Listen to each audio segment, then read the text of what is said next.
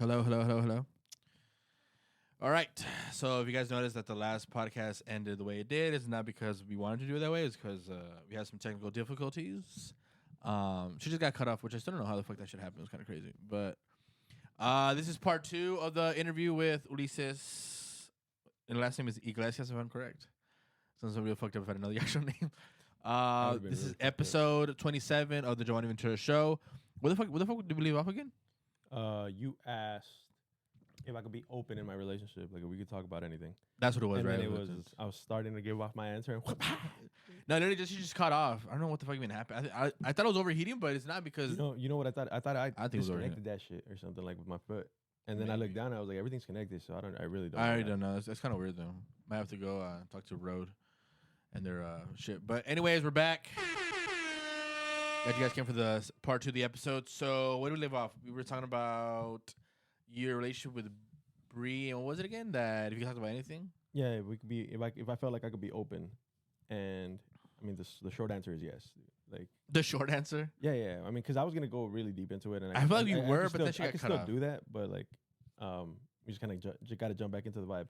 But yeah, essentially, like what I was starting to say was the fact that like that I feel like I definitely could be open with her, and I definitely feel like I could talk to her just about anything. And I think what I was about to say as well was explaining why I felt that way. So the reason I feel that way is because she brought that expressive side of me out. Yeah. Like before I used to be really closed off. I used to like internalize things more than anything else. So even if I was feeling like joy and shit like that, like about certain moments, the way I grew up made me feel a little more like, oh, dude, you can't show emotion like that because then people take advantage. So I started just internalizing shit. Even if I was feeling good about something, I would just internalize it, like make it about myself. Just let me deal with it. I'm having fun. That's it, and like not really show it to anybody else.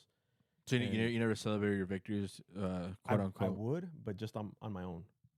On my own, or like specific people like around me. Like sound like a lonely bastard, by the way. Oh well, I mean, I felt like in a lot of ways, I felt like I was sometimes. Yeah, because that's one of the reasons why like the whole like, I started identifying more like with wolves, because like if you really look at it, a wolf could be alone for like the majority of their life, and then it's just like they find that one female wolf, and then it's like they're good. Yeah.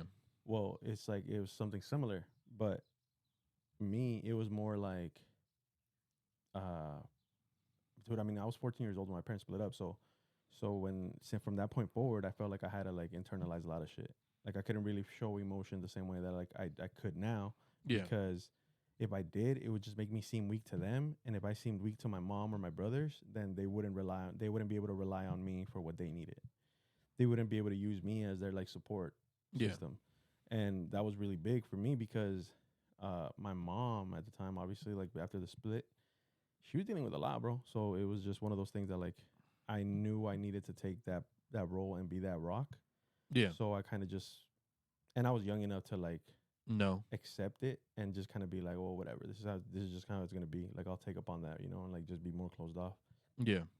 And I do feel like in a lot of ways that like past relationships suffered because of that. Because I was just about to say that.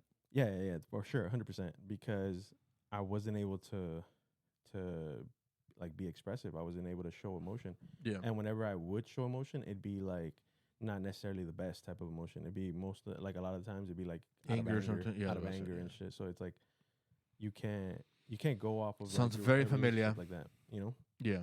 And like with Bree, the difference now is and I mean you could ask her too. I mean like if like in the very beginning, it was a lot harder for me to show emotion still. Yeah. Like I was even when I met her, like it was still getting there, like getting to be a little bit easier to show it, because I was starting to be more accepting of myself to like, okay, dude, it's okay, it's not that big of a deal, if you like show a little emotion here and there. But she definitely. Have you cried to her? Yeah. You guys cried too? Like, well, not to each other, but like in general. Yeah. She's seen me cry. She's one of the few people that have seen me cry. Like, but I think it's one of those things where like she definitely like she opened up that door, like as much as like it needed to be open, like she opened it. And it's still a work in progress. I'm not gonna sit here and be like, oh, bro, like I'm an emotional fuck now. Like, no, I'm not. Like, there's still times when like, she's like, shut up. nah. That's one thing I like. Another thing about her, she'll never do that. Like, she always tells me. She like, never shuts you off. Yeah, no. She always tell me like, babe, like if you're feeling something, like let it out. Like, I don't want you to like ever feel like you have to hold it in for me. Yeah. My rebuttal to that though, to her is always going to be like I can be expressive, I can show emotion, but just know that like in situations where like you start showing emotion or somebody I love starts showing emotion, yeah, that's when I close my shit off. Like, it's not necessarily like something I even want to do, but it just happens naturally now, because at that moment I feel like I need to be your rock now. I feel like I need to be the one that you could depend on. Yeah. Like you need to let your feelings out. Boom, let them out. I'm good. Yeah. You know? So that's like where it's. That's why I say like it's still a work in progress, because, I mean, even. Well, how long you guys been dating? Or together? Like together, a year and 2 months. Okay. Like knowing each other and everything. So I mean, it's a work in progress. As long as it's better than it was in the beginning, and obviously you're constantly working to be better, then obviously it's. Oh yeah, dude. That's the best thing you can ask for. Oh yeah, like now there's times when like I've cried randomly now sometimes, you know, and like she's like it even catches her. To her or just to you, like just yourself? No, with her, like with being around her, like I've cried randomly, and then she's just like what's wrong? Like, are you good? And I'm like, it's just fucking floodgates, you know, they just opened. But it's like, you know, you think about like, it's like, I mean, it could be about anything really, but it's just like now that like that door is open, it's just a lot easier to just like kind of like let it out. Let your shit out. Yeah, that's good. And there's times where like you want her to fuck off. Fuck off. Nah. It's. I mean, that's never happened. Mostly because I mean, that's good though. Cause a lot of times, women say they want guys to be more expressive, and then when they're expressive, they kind of throw it back in their face, and that's the worst thing ever. Yeah. And at that point, it's like, all right, well then, fuck you too, then, because what was the whole point of me opening up, you know?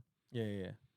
No, and there's times that like in the past, for sure, like actually that's a good point. I always wonder, you think women can be you know how men, like you say, like men are almost put in a position like if a girl's being emotional, you have to be there for them. Do you think girls can even handle that? Like you always say all the time, right? It's like oh well, what if I'm being more expressive? But a lot of times guys are like, yeah, but the problem you threw it back in my face. I feel like maybe a lot of times because women they say they want one thing, but they don't know how to handle that once it comes, if that makes sense. Like the responsibility of being able to carry someone's emotions, it's a lot. Yeah. It's a lot. And it's easier said than done where like I can do it, but it's like, can you really do it? And then you get to the tricky situation where like, well, if I don't do it, I look like an asshole. And if I do it, you can throw it back in my face. So it's really a no win-win situation. Oh, I get what you're saying. Yeah, like it's like if your back is just against the wall and like you don't know, like wait, if you do it, you're gonna fuck up. If you don't do it, then you're still fucking up. So it's like, what do you do? Yeah, exactly. Yeah. I think there is girls that could do it, but I think there's a lot more girls that say they want you to be a certain way, but when they get it, it's not necessarily what they want. I think her, like Brie, I think she is very good at allowing me to like be expressive, allowing me to be to show my emotion when I need to, and then after the fact, like she'll probably like once I'm starting to like feel better or I'm good, she'll probably like talk to me again and just be like, okay, so what was going on, like what triggered it, you know? So I think that in itself is something that helps a lot too with being able to be expressive. The fact that she's like willing to hear it out. Yeah, willing to hear it out. And like, I mean, don't get me wrong, bro. I mean, there's obviously moments where like también tell you shut up. You can she she don't do that. But like, I mean, like there's moments when she needs to take a step back too. Yeah. You know? Because it's like I feel like the fact that like I've held things in for like so many years and just about my past or in general, that I could see how it's like it could be a lot for somebody to handle all at once, you know? Yeah, big. I mean, who the fuck wants just a whole fucking truckload at your doorstep? But that's what I'm saying. That there's times like when like the since like I can be more expressive. Let's say it just something triggers something. Yeah. Like let's say like what we were talking about the whole cheating thing. Let's say I remember about like, oh well, because a big thing about that, like when my parents split up, was we didn't know, right, whether my dad did it or not. Like assumption was there that he did, blah blah blah, whatever. I now like I told you, and You could say yes. Like I could think of it and be like, okay, I feel like it happened. Even no matter what he says, I feel like like it did happen, because something that I didn't mention is he dated said person like for years, like after the fact, right? So it's like, oh yeah, you didn't say that. yeah, exactly. I mean, we didn't get to that part, but like he dated said person for years after the fact. So for context, the person that was the person that everyone my dad was accused of cheating with, he ended up dating years later. So I think it's pretty much safe to say that he did. Yeah, it. That's why I'm like, okay, look, it's more rational that he did than he didn't. Than he didn't. Yeah. Yeah. So that being said, like let's say it just something triggers that, right? Like, oh, well, this happened, and then like, well, I mean, my dad to this day, like he hasn't told me like, oh yeah, like I cheated or whatever. Would you want to know the answer? Or you really care anymore? I don't care anymore. Like at this point, I really okay. But let's say he goes up to you and he says, "I did cheat." Would you feel a way towards him? No, I would just tell him like I already knew that. Okay. What about the opposite? What if he said, "Yo, I never cheated"? Well, I mean, I need proof. Like in that sense, that's where it's fucked up, because it's like that is fucked up. If he tells me he did it, you believe it. I already knew it. You know what I mean? Yeah. But if he tells me he didn't, then like okay, you need to show me proof. But my thing is, why would like okay, let's say for instance, like let's say okay, so is he still with the lady or no? No. So my thing is, why would he have to? What does he get out of lying? Us to not hate him. That's his biggest fear. Yeah, but my thing is, you just said, "Why was I asked you?" But you said you wouldn't hear him. No. But in his head, he thinks we would. Oh, so that's he rather just die with the lie. It's a him thing. Like so it has nothing to do with me or my brothers. So he rather just die with the lie. Yeah, it has nothing to do with me and my brothers. I think it's something that like is just a very much so his own like road. Because I think the person that like it will probably hurt the most is Hugo, honestly, and for the same reason that I told you before, like where they were like the closest at one point, and like now it's like I think they're barely starting to like mend that relationship. But I mean, for years it was just like Hugo didn't talk to him. I mean, like my brother has kids of his own now, you know. Because of that, or just because in general? Just in general, and my dad's done like stupid shit too to like. I was about to say to like kind of like trigger that relationship to go like sideways, but. Parents. Yeah. Yeah. Parents. You know, I had that awkward conversation with your parents. Like, yeah, you know, we're the fucked up thing is that like I went off on both Hugo and my dad like at the same time. Like about like a year ago. A year or a year and a half ago. Could have maybe even 2 years. But so pretty much Bree was in the picture already. Or not yet. Bree was in the picture, but we weren't dating. Like we weren't together yet. But so okay, gotcha. Like this happened right around the time when me and her started like talking, because we met each other. Yeah. And then we didn't start talking for like maybe a month or so. Gotcha. So within that month frame, that's when his shit went down. I think it must have been just before, because if I'm correct, it happened around like maybe a couple days after my birthday in 2022.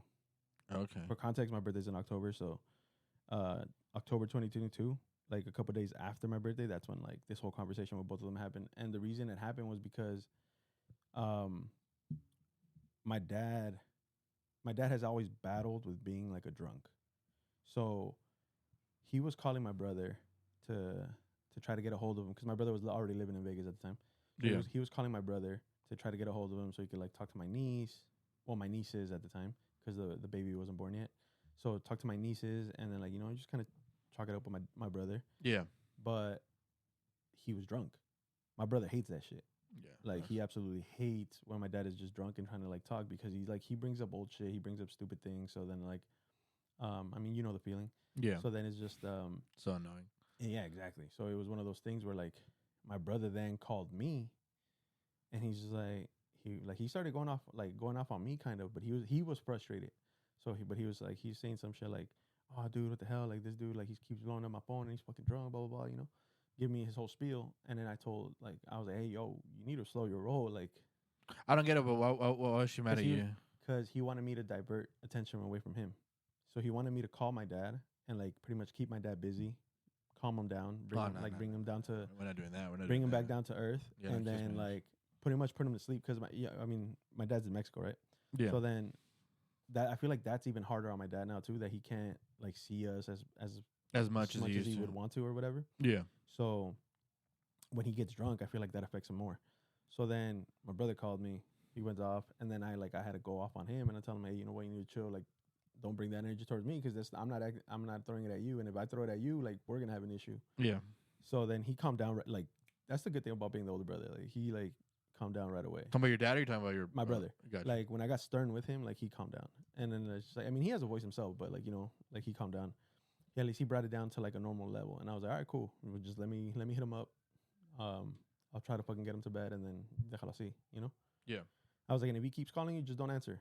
Just ignore it. I was about to say right now. Leave it. Just leave it alone. Just ignore it. And he was like, all right, cool. I called my dad, talked to him, and then he starts giving me his whole spiel about how he feels that like my brother doesn't care for him anymore, this and that, And then I told him, yeah, man, once the drunk words come out, I'm telling you, it's just so dude. Annoying, bro. Yeah, it's really annoying. So then that whole thing happened. I calmed him down and I put him to bed, right? Yeah. You're like a child. Yeah, bro, it's insane. It's funny how parents, like, especially Latino parents, don't like to admit that, but like, you're such like a child. Sometimes I am finding like, oh, I have to like, they're bought on double entendre. Don't ask me how. Of like drinking is the same shit when you put a baby like with the milk to go to bed. Is the same shit, bro. It's so annoying. Yeah, dude. Yeah, it's so annoying. So then eventually I was able to just like kind of calm my I didn't really calm him down. I didn't do shit honestly. I just let him talk. I let him say his piece. To the point where like he was talking, and it started fading away little by little. And he just knocked out. And he just knocked the fuck out. So Thank God. I hung up on him. Called my brother back. I was like, hey, you know what? He's asleep. Just leave it alone. If he calls again, don't pick up. I was like, do what you got to do. I was like, but watch that fucking energy next time. Like, don't come at me like that. I would drive my ass to Vegas and fuck you up. Well, the thing is, I think that's the problem. Like a lot of times, like especially in that situation where you weren't a part of it. Again and again, you have like either way, even if you have a issue with somebody, there's still a way you come about it in general. But the fact that you weren't a part of it and then you had energy is like, all right, fam, we're not doing this. Yeah, see, but that's the thing. I feel like I told Bree this like a while ago, like a couple weeks ago. Like I feel when it comes to them, to my family, they feel that it's okay to do certain things because I let it be okay for so long. I let it be okay for them to like vent, do whatever they needed to do. Because I'm the strongest, right? Because I could handle it. That like now, even in other situations that has nothing to do with like emotion and shit like that, like when they're just angry. Yeah. That there was times like that one, like for example, where they could just fucking go and throw the energy my way, and I was like, hey, dude, you need to chill, Yeah. Do you do that with your relationships? What? Well, you just said you kind of just take it and don't say anything. You just let that shit slide. Let it slide? No, I'll bring it up. Like, but I'll let you say your piece, like, in the moment. Gotcha. Like, I'll let you say what you need to say in the moment because I feel like when you cut somebody off, it's sometimes it builds it up more. I can see that. Like, I know for a fact that, like, in the past, like, let's say, this is, like, I'm talking about, like, somebody I dated, like, back in high school. Yeah. There was a situation where, and back then, I'm telling you, I was more, like, vale madre, so it was a situation where this person was like mad about what was it? I think we were supposed to get like pizza or something for everybody. It was like during it was during those days where you just like pizza and yeah, bro. Because I mean, like, there's like Little Caesars was like pretty close to where Silmar was. I went to Silmar High School, so it was like pretty close to there. Imagine that'd be like forever, where when you go date women, you could just take them to the Little Caesars for $5 and have a good time. Yeah, right. Little Caesars like $8 now. But no, anyway. Wow. So she was mad, I think, because she got mad. I think it was because she ended up she was in the volleyball team. Her and her friends went to go get the pizza because I was in the soccer team. Yeah. We were still holding some practice. So before we went off to my practice, me and her had talked and we're like, oh, can you just go grab some pizzas and then like come back? I was like, well, like if you pay, we'll just like give you the money, or come to the field. Yeah, get the money. Get the money and then just go, right? And she told me, she's like, no, it's fine. Like I got it, whatever. Or we got it. And then they went. We come back, and then a couple people that were supposed to chip. Well, no, they weren't even a part of the whole thing. They ended up staying and like getting pizza. I mean, I've always been the type of person, bro. Like I'm never gonna deny somebody food. Like if there's enough to go around, fuck it, grab some. I think I don't mind it. I think when you take advantage of it, all right. Yeah. Okay, yeah. There's obviously a limit to that too. But she was pissed off because she was like, oh, that's fucked up. Like they didn't even chip in. Like, why are they getting eating? Yeah. And it's because se pasaron de verga. Like they were eating more than like the people that chipped in.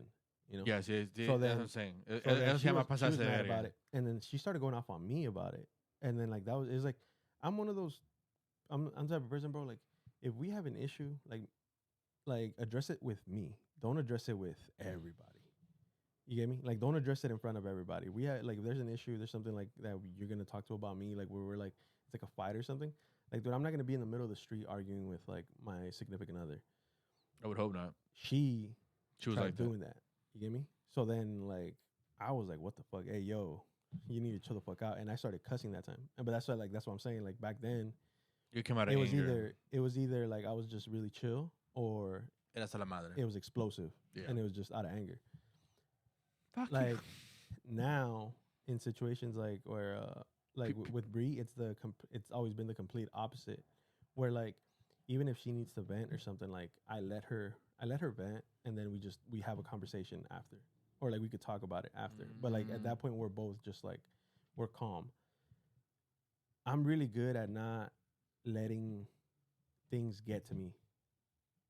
In the moment or afterwards? Just in general, like to piss, I'm not and not letting things piss me off. I'm really good at that. Where now it's like I think it's become a little bit of like a strength, because like now it's like I'm able to rationalize things, to put things in perspective, and just be able to attack it in a more approachable way. Yeah. Than like just fucking coming at you like out of anger, like, oh well, you said this, and this, and like, you know, just attacking the person. Yeah, well, I mean, that's the worst I feel thing like ever. I feel like you get more that way, like being able to just fucking like actually have a conversation than like attacking.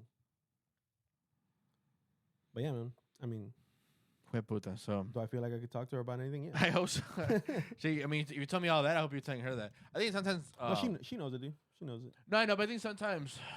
I don't know if it's a good thing. I mean, I don't know. It depends. I always see the argument, like sometimes you have friends for like certain things you party with, you go out with, Yeah. friends you vent with. I don't know if it's a good thing. I don't know. I still don't know. I mean, at my age, I can still not even say. I don't know if it's a good thing for. If is it I mean, whatever works for you, right, or for your relationship or friendships, I guess. I don't know if it's better to you have that one person you tell everything to, or you tell the majority of it, but then there's just certain things you're more comfortable telling your friends. I don't know. I really don't know what. I really don't know what is the best solution. A lot of times people say, well, if that's your partner, you get to say everything. Is true, but then, like, they have to be in a good space, and you have to be in a good space. And a lot of times people don't understand that we're not in good spaces. Yeah. Not to say you have to be perfect, but it's like you have to be just in a good space in general. So it's that one. I was always find that shit very fucking. I can always see both sides of it. Like, one of it's like 90% my wife, but there's that 10% where sometimes you just need a friend that gives you a different perspective, and other things like, well, that's different. Like, he might not be there forever. She is. So that's when you turn. I don't know. It's like damn if you do, damn if you don't. But I just feel like I always tell people whatever works for you, work. But I also do think is just make it very clear when you do ask somebody like to carry all that, whether it be from like me to them or them to me, it is a lot asking out of that person, and you should treat it that way. Don't treat it lightly, as in like, well, that's my partner. Fuck it, she has to deal with it. That's not how that works either, you know. And a lot of times people may take advantage of it and just be like, oh well, I agree. that's my partner, so get that's my partner, so she has to deal with it regardless. Yeah, that's not how that works. That's not okay either. Yeah, so it's kind of it's a little tricky, but it's like try to find a good medium where like I feel like you should be comfortable enough, like we said, to talk to that person, and that's really a great step, because if you feel like if you really need to, you'll talk to them, but also know that you don't always have to talk to them. That makes sense. It's funny they put it that way, because like me and her have had this conversation before, where like I've told her like, hey, you know what, like just like you've gone through your stuff, like I've had a lot. I've had to go through a lot, and there's a lot to unpack sometimes, and like I don't want to overwhelm you with certain things, because like for example, like things with my family, like dude, like I could talk to you, I could say it openly, because I'm so past that shit now that like it doesn't really have an effect in in my mood. It doesn't really change anything. I mean, like I legit just told you, like if my dad said he did it, cool, you know, like it's like one of those things though that like I for sure don't want to just unravel it all on her without preparing her, I guess, in a way, like, for it, because there's like little things that like and she'll ask me sometimes, you know, and I always tell her, like, if you ask me, like I'll tell you, like if you ask me about something, or like let's say I mentioned something and then like you want to know more about it, like you can ask me and I'll tell you. Like in that sense, like I do feel like I could be like an open book with her. Whereas in the past, like I said, like I haven't really felt like I could do that in a lot of ways because You always felt there's constricted. yeah, there's always something that like made me hold back a certain part of it, or like, and it could be like the most important part, but like I felt like I had to hold it back. So then it was always like, well, why do I gotta hold it back? You know? So it made me question things, and like Yeah. now I don't feel like I have to like I have to hold it back. Like I feel like if I need to say it, like I'll just say it, you know? And I have enough like I feel like there's enough like trust and like love in the relationship where like we can always just talk about things, you know, as they unravel. Like not so much as like where before where like I felt like I'd be like in living in fear of saying certain things because like I don't want to lose something, you know? Yeah. I'm gonna ask a personal question that's gonna be an open question. I know you said that your parents got divorced, right? Yeah. Well, actually, they were married, no? They were married. They Yeah. were married, so got divorced and all that. They were married at the time I was 14, so they were married for 15 years. Okay, so looking back, do you think? I guess everyone has 20/20 visions. Then, do you think it was a bad thing that they got divorced? Then, or No, you think it was the right thing to fuck do? no. I think that was better. The best. I I think. only ask because I feel like I'm in a situation when I'm not married, but that sounded crazy. I just feel like I've seen many people who are stay married, and you're like, that's not even love. They're just married almost for like the perception Yes. of what other people will say. Yeah. And I'm like, No. they're not together. I 100% think that like I tell my mom this shit all the time because my dad. The funny shit is like, my dad be like, he was here for maybe a year or two before he went back to Mexico, where he was single, right? During those 2 years, like he would come around a lot, dude. Like he was like coming around maybe like 3 4 times a week. Over the weekend, he would go to my brothers and I's games because like Ugo, even though we're like 6 years apart, it got to a point where like he could play like soccer with me, right? So I was playing semi-pro at the time. So he would go. I got him into the team. So my dad would start to come to those games, you know, because he wanted to see us play together and all that. Yeah. So when that whole thing was happening, like he would pick us up, like to go to the games. Like I was driving, like I could drive, but like he would be like, "Oh no, I want to go." So and there were always late games. It was like Friday nights, Saturday nights, or Sunday nights, and like in la noche. So then he would be like, "Oh, like yo los llevo," you know. So then he pick us up, we'll go to the games, and like dude, he would always joke about like those during those 2 years.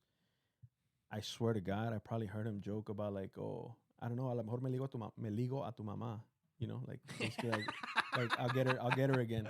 And I would always tell him the same shit, like shut the fuck up, yo, like That's funny. leave that shit alone. And then Yeah. he was just like, nah, pues que tiene de malo, you know, ella está sola, yo estoy solo, pues que tiene de malo, and be like, nah, man, leave that shit alone, like let that shit die where it died. Like I'm so far past that shit that like I swear to God, like shut the fuck up already. if you guys go back into that shit, like I'm not talking to either of you. Like I don't want to deal with this shit again. But I mean, to answer the question, yeah, bro, I think when they split up was probably the best time for them to split up. Maybe you could have waited a year or two, just let me mature a little more before like doing that shit and like making me go into that like parental mode at 14. But Yeah. other than in that sense, like nah, I think it was Yeah, I think it was the perfect thing for them to do because like I saw how it took them as people. Like I saw how they made them evolve. Like had they stayed together, bro, I don't know. Like my mom's always been a badass, and I love my mom, but I don't know if my mom would have been able to be as As dope as she like is. dope or successful as she is. Cause like I mean, dude, like a lot of people don't really know this shit, but like even though my mom works for people, she is technically like her own boss of like different places, you know? Like she has people that like work under her and stuff like that. So it's like um it's one of those things where like I don't know if my mom would have gotten to that point. I feel like my mom Yeah, I kind of maybe would have been able to work, but like not evolve the way she did. Sometimes people it's a fucked up way. I don't know if it's a guy thing or a women. Not definitely a guy thing. Sometimes it does take that breakup to kind of get you going. And I guess in that way, it was for her. It was like that divorce kind of got her going. Because a lot of times, well, it's because she had to, bro. Like, I know it's kind of the back thing was about it, being like compatible and being comfortable. You know. Yeah, and think about it. Like with you have my brother Jorge, like the youngest one. Yeah. Where he's like he has a disability, so you have to take care of that. You have Hugo, who's like at the time, if Jorge is 2, Hugo is 8. He's still going to elementary school. Like you got to take care of him. And you got me, who I'm like, I always told her I was like, you ain't got to worry about me. she still would, you know, she's your mom. Yeah. So it's like one of those things where like, yeah, she had to get on her grind and like, you know, just kind of like not look back, bro. Like Kind of like head people down, don't know move this shit. forward. Yeah, people don't know this shit, bro. Like when that whole shit happened, dude, my mom didn't know how to drive, bro. Like I remember, my dad taught me how to drive when I was 12. Like he started like letting me, Gotcha. letting me Like drive take the car and in shit the like that. street and shit, or Yeah. like just learn how to like maneuver and shit like that. That's crazy. Like looking back at it now, like I'm like, fuck, like you would let me do that shit, but you didn't take the time to like show my mom how to fucking drive. Yeah. Like, you know. So You think he did that to use it as a crutch? I don't think so. I don't I think I don't think my dad thought that far along. Gotcha. Like not saying like my dad's like an idiot tampoco, but like no, I only say because I mean, I guess maybe it could be like a machista thing. No, that's like, what I'm saying. I mean, you can say it because I could say it. I say that shit all the time. I don't know if it's the last podcast, but I said it to somebody. I think it was on TTU a little bit. We're like, fam, a lot of these Latino dads, like from back generations, all this and that, the wives, and fam, they're only together because you use the provider, quote unquote, as a crutch for them. Not that you were providing in the sense of like feeling manly. Supposedly that's why you feel manly. Is the fact that you use it as a crutch that you know she can't leave you because you provide. In that sense, like, oh well, no shit. So, well, I'll tell you this. She's never gonna leave you because of the money situation, right? And a lot of when I see like I'm gonna just call it spade a spade. When I see other like the generation before us, like our parents and that generation, when I see them, they're like, oh, we're in love together. I mean, no, you're not. You're just together out of necessity. Like, yeah, if you leave, she's fucked, and if she leaves, then you're.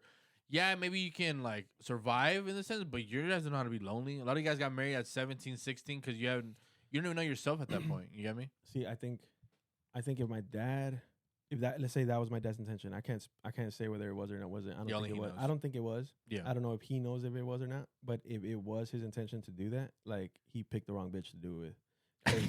Because my mom was never gonna fucking like. There you go. Just step back like that. Like even and I can tell you this shit from like, bro, I remember shit, you know, like when we used to live in Mexico still. Yeah. My mom had her own like little business out there too. Like my mom's always been like a hustler.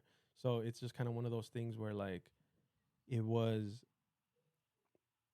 I don't if he tried to use it as a crutch, like yeah, bro, my mom was gonna find ways to do it. Like if she had to get to it, like even if she didn't know how to drive, and I know she didn't, right? Like I feel like she would take the bus. I feel like your mom is one of those girls, and even it's more common in guys, but like if there's a destination she has to get to, she's gonna get to the destination one way or another. Yeah, bro, 100%. Like my mom, legit. I saw her one time. Well, I didn't see her. I had to go to school, but I know for a fact one time she went from. We've always lived in like San Fernando, Silmar area, right? Yeah. She went from. We used to live. You know where the Food for Less, Smart and Final is that right there? Yeah, Hubbard and Foothill? No, Glen Oaks. Hubbard. Yeah. From there, we used to live in that area, like really close to there. Yeah. So she went from that bus stop, bro, to Downey. Damn. In like I think it's like 2 buses, and then from Downey, that was to make the first appointment, right? To Downey, and this is all for my brother for Jorge. This is before she drove, before any of that shit. To Downey in the bus, then from Downey to L.A. So that girl was moving. in like 6 hours, bro. And then from LA back, but like from LA it was legit just one bus all the way back. But still, yeah. But still, it's like I know for a fact like my mom was gonna like if she needed, bro. My mom used to go to the fucking like Los Callejones, like on the bus, bro, just and to come get back there? like con mercancía and shit, you know, because like things that she would sell, like, and it's like one of those things where like if there's a will, there's a way. Yeah, like she'll get it done, you know. And I think that's one of the things that like it's funny. I just thought about this shit. I just connected the dots. I think that's one of the things that attracts me the most to Bree, because she is very much like a hustler in that sense too. Yeah, like she has her own little side business. Like now, I think what is it? You can plug it in. It's Fresas las Mamalonas. Like she has it was what? Fresas las Mamalonas. Gotcha. So it's like she. Do you have an Instagram page? Yeah, IG at Fresas las Mamalonas. Gotcha. Her. Like she has that whole business thing going, right? But then it's like even as of late, like we've been talking more about like trying to move forward to like what's next and like for us, not just in the relationship, but like just like life, you know? And one of the big things has been that, like, being able to build a business and things like that. So we've been talking about like a joint business or just that business of the Fresa no. That's her thing. I've always told her, like, I will help you out with that. Like, I'll promote it. I'll do whatever you need me to do to, like, to help you. Like, if you need me to get you things to, like, Yeah. you're already busy doing it or whatever. Like, I'll go and get them and help you. But I've never taken anything from that because, like, that's her Bree, pay him. nah. That's like her venture, right? Yeah, fact. But it's like we've talked about it, like doing something together, like, yeah, like a joint business. And like lately, well, I mean, like, sorry to fucking rub it in again, but like the balloons thing, like the preparing for like the party and shit like that. Like that's been context for the last episode. It was in we were talking about how my mom decided to, the week of my birthday, instead of throw me a party, she threw my dad a party as a surprise party and tried to use me as bait for the bait and switch. So that business of balloons. Yeah. So like doing things like that, decorations, things like that. I think that's like more the route we're like looking to take because it's just it's something like she's very creative, so it's something that like she could express her creativeness through there, and at the same time it's like something that we could do together, because like it's you would think like, bro, like I've seen like how shit looks and at other events and things like that, and I'm like, oh damn, that looks easy, probably doesn't take a lot. But bro, a lot of little shit goes into it. I had to help out that day because I think you went to go do something. I think because I went to go get more balloons. Yeah, whatever. Puta madre, dude. I fucked up my fingers. Like I literally fucked up. Like, granted, I don't even have that much nails.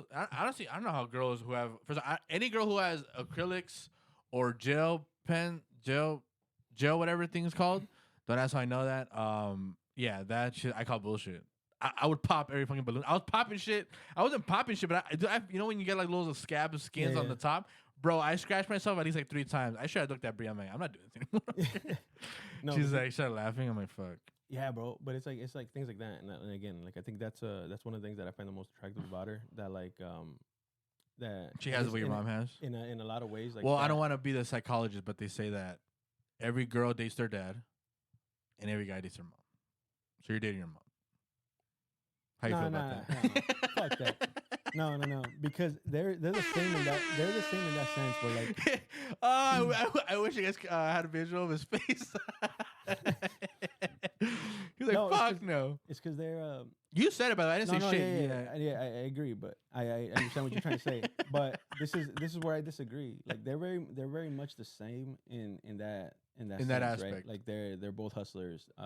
They're both nurturers, but personality-wise, they're completely different, bro. Like completely different spectrums. Is that a good thing? Is it a good thing or a bad thing when it comes to your mom or Brie? What do you mean? Personality-wise. I think it's worse on my mom. I think my mom's the one with the like fucked up personality. Because my mom, I mean, you've met her. She's very genuine. She's like, she'll talk to you. She's not the type of person that'll just dismiss somebody. But she has her moments. But my mom, oh my God, bro. Yeah, like my mom, she's a piece of work sometimes too. And my mom will. It's almost like as if like if your mom's in a fight, you're more worried about the person she's fighting. Yeah, 100%, dude. 100%. 100%. You know, like when I was in high school, like when I was doing like my stupid shit, I was like fucking ditching school and all that shit. I came home one time and I told her, I was like, I think I'm gonna go into boxing, or kickboxing. One of the two. I don't remember which one. But I was like, I think I'm gonna do that. And like she legit looked at me. She like, bro, like it's funny as shit now because like I mean I've always been taller since high school. I've been taller than her, right? But I remember like vividly, like she grabbed me from the shirt and she's like, if you do that shit, y te meten un putazo. Yeah. He's like, primero le voy a partir la madre a aquel güey. Yeah. Like the other dude, right? Yeah. And he's like, y después, I'm gonna fuck you up. Le voy a partir a ti. Bro, like I grew up on that shit. My dad told me the same shit too. Like if you get in a fight and they fuck you up, you come home fucked up, you better be ready to get another one, get another beating here. Yeah. And it's like in those sense, like that's what I'm saying. Like I do think they have a lot of similarities in like how they are as nurturers, how they are as like caregivers, how they are as hustlers. Yeah, but there's other things. But they definitely have like some differences too, and it's like very very big differences. Like Brie in a sense, like she won't go and like harm like anybody just to hurt them. Yeah, like where I feel like my mom, there's moments where like she don't give a fuck. She says fuck it. Yeah, she's just like if it's like Like, or like, I guess no. To give it more context, like, I guess if they do something to one of us, then hell's broke at loose. that point, yeah, she don't give a fuck, right? Or if they do something, I think she could deal with it better. Like if they do something to her directly, than if it's like done to anything is done to one of us. I can see that. Yeah, but I mean, it's not a bad thing that they're like similar or that they have similar. No, I would just say that because that's what every therapist will say. The guy dates the girl dates the dad, the guy dates the mom. Yeah. I feel like, you know what's funny? I feel like you could argue maybe I dated my mom already, the version of my mom. With who? With No. We won't say names, but yeah, that's why I said quiet. I was about to. But yeah, I just gave you the look. Yeah, I feel like I have, and I was like deuces. Yeah, I can't deal with that. Have I dated my mom before? I don't think it's I don't think I've ever dated somebody that's exactly like my mom. Well, I mean, it's hard to be exactly like your mom, but there's a lot of things from your mom. I don't know. I couldn't date my mother's. I think like a person. I feel like, for being honest, if like a brother's dating my mom. Well, actually, I think I had a conversation with the oldest brother. We're like, because we had a conversation. I'm like, that's the thing. I don't think he's ever dated anybody like that. No, I don't think so either. But it was just a conversation like, you think you ever dated someone? Because that was the thing. We're just same topic I'm saying right now. We're talking to him, right? Obviously off the mic, and he was like, let me see. He was going through it. He's like, no, I don't think I ever dated a girl. And I was like, I don't think so either. But I say if I had to choose one, or if I was closest to that, was that? And hell no, yeah. No. No, I think. And then it came to a conversation with the other brother. Well, we were having me and my oldest were having a conversation with the other brother, and they're like, yeah, he's. But I told him that a long time ago before he ever saw anything. I told him, I was like, you do understand he's dating my mom, yeah. And then he was like, nah, I don't think so. I'm like, all right, cool. And ever since then, he's like, damn, I think it is. I'm like, I told you. I think this with Bree. I think this is the first time that I've dated anybody that has like any real like things where I could just see the crossing lines of like, okay, yeah, you have similarities to my mom. I think in the past, not really, because like one, I wasn't really all that selective. Like I guess, I mean, the one thing you could say like they all kind of had in common is the fact that like, oh, they had a pussy. No, that she's stupid. No, that they're like, I guess like they in a sense they're like caregivers, you know. Like they're caring and shit like that. But other than that, like, no, like not really. No, I can't see any real similarities with Bree. Yeah, but I see like the similarities in the stuff that like I like about my mom. You know. Like, facts. Like I think the attitude, the difference in attitudes is like by far the biggest thing for me though, because fuck no. Like I know my mom. My mom could get under my skin, and don't get me wrong. I guess like if it's not always like a bad thing, but it's like I can see how I'm similar to my mom in some ways. So like if I dated somebody that was similar to my mom in that way, I think like that's where I would be like, yeah, I can't fucking do this shit, because like bro, I ain't trying to date myself either, you know? Yeah. And like that's a very, very, very, very big difference between like me and Bree. Like we do ourselves, like we have similarities, but I think what like something that's like great about us is the fact that like it's like even though we have those similarities, there's still enough differences to like not only like keep things interesting, but like it's like realize that it's like, hey, you know what, like we need to like our common ground is like it meets, you know, like it makes sense. It does make sense. Oh man, how do you feel about that conversation, huh? I'm good, bro. Depressed? Nah. If anything, it just easier to get about it. It made me think a little more about like give it a little more thought about like the dynamic of your mom and Bree, and not just that, but like with even like how things with my parents like affected me. You get me? Because like I've always known it. Only on this podcast, boys. Only on this podcast, huh? Look at that, huh? Look what we're doing, huh? Like I've always known how it affected me, but like it made me actually think about it a lot more. Like That's good. I haven't really thought about it welcome. In a while. So yeah. It's called being a good interviewer, guys. You're welcome. I mean, let's switch it up though. You didn't do shit. I did it all. Let's switch it up. We gotta get this shit going. Let me see. Yeah, we gotta go. Let me see. You still A la Madrid. Yeah. We gotta switch it up. We're too depressed. We just won, and we're just talking about here about divorce and all this shit. We just won. We just won 15, and not that I really give a fuck about other people's opinions because it's not my opinion, but this is what Messi had to say about Real Madrid. Es el Madrid porque es el último campeón de Champions. En los últimos años viene la última creo que la ganó el City, pero la anterior fueron ellos también. Si habla por resultado es el Madrid.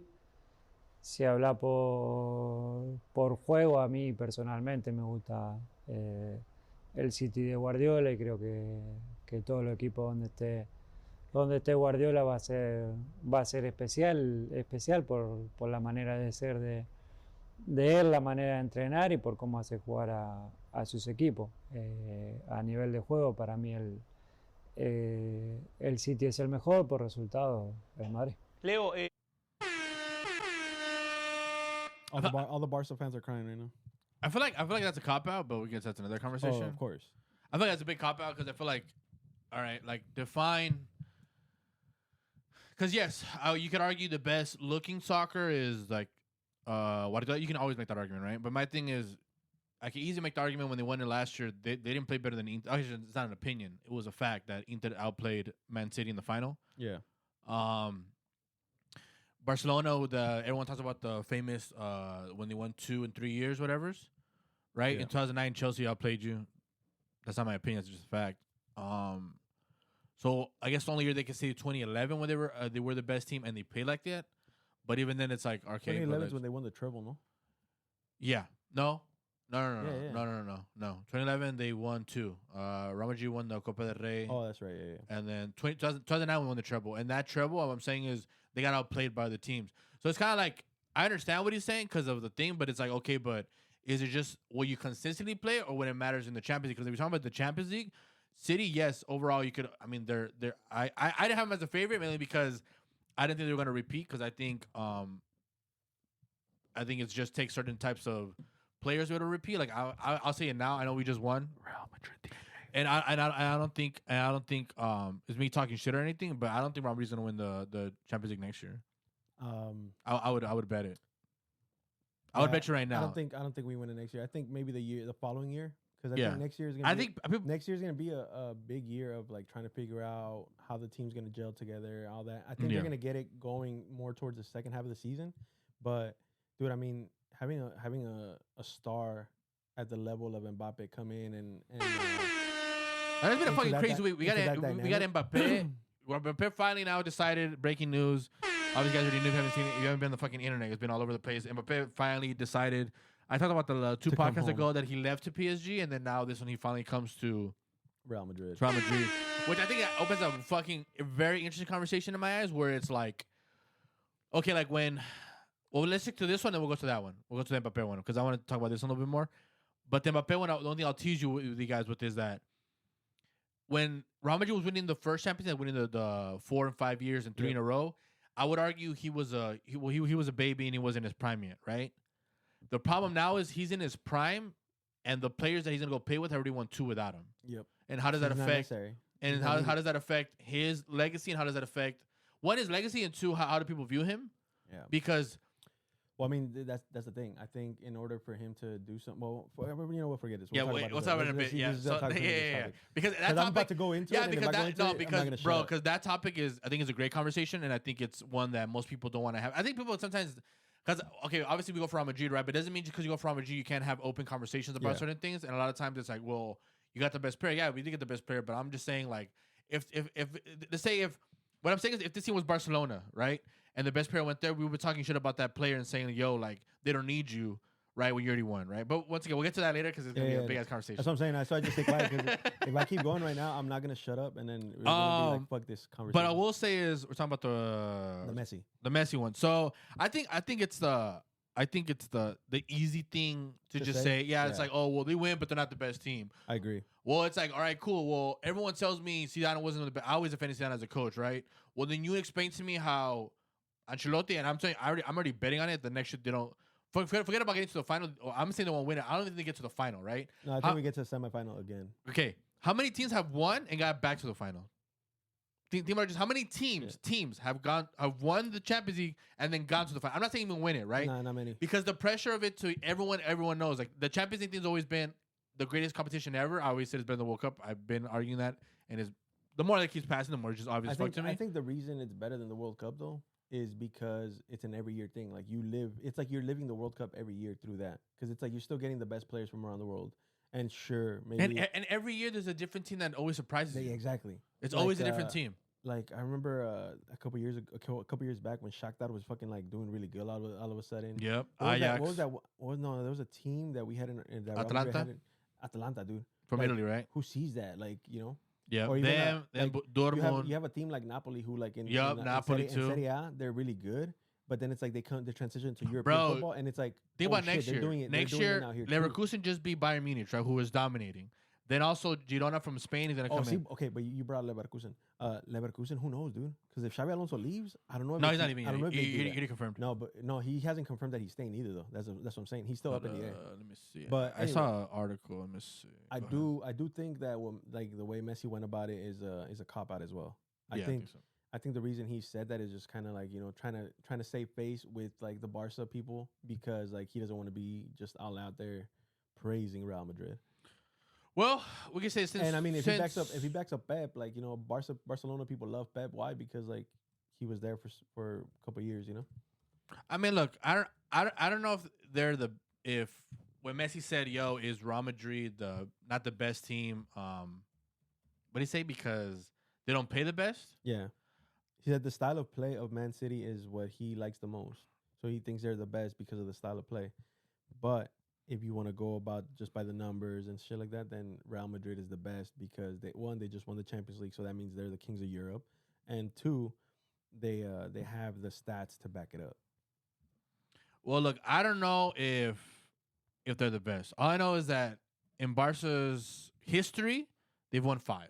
Yeah. And what I know since 2000, Real Madrid's won 8. Because a lot of time people be like, "Oh well, the last 10 years, bro. The last 6 10 years." No, but I'm saying just like you look at it like big picture, like last 10 years, Real Madrid has been to how many finals? 6. No, how many finals? 6 total. 6 total. And won what? 5? 6. Okay, there you go, dude. It's like so pretty much what Barcelona, no matter what you want to say. What Barcelona did it. What Barcelona did in 110 years. Real Madrid already passed it in 10 years. Yeah. And I know it's like it's a fucked up way of looking at it because a lot of times I don't want to like have that conversation, but it's like, fam, it's not my opinion that's saying that. It's just the facts. Like, and I mean, in the last 10 years, it goes to show you that it's like Barca. And be clear, and Barca's not a horrible team. They're not a horrible team. They're a pretty good team, but like it's like they're just levels. When their success came from like the majority of their success came from one player, it says a lot more about the player than the team itself. Like Real Madrid has been successful with the likes of like Ronaldo Nazario, Cristiano, Raúl, Figo, all them, right? They all won a Champions League at some point. But it's like no, not R9. No, but I mean like Figo and them. Like they won it in 2002 or I believe. But either way, like what I'm trying to say is just like they've won it with different levels of stars. Yeah. Because, I mean, Real Madrid's always been known for what? The Galacticos.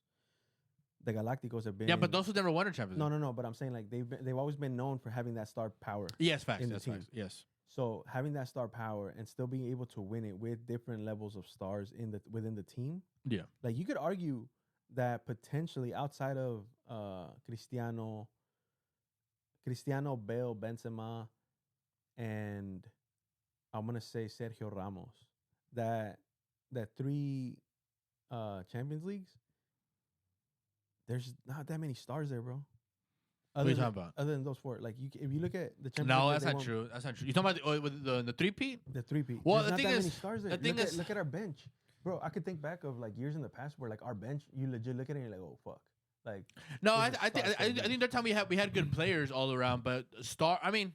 It's again, it's like we talk about the conversation all the time. It's like the superstars or stars or like whatever. It's like, oh, I guess in soccer we say cracks, whatever.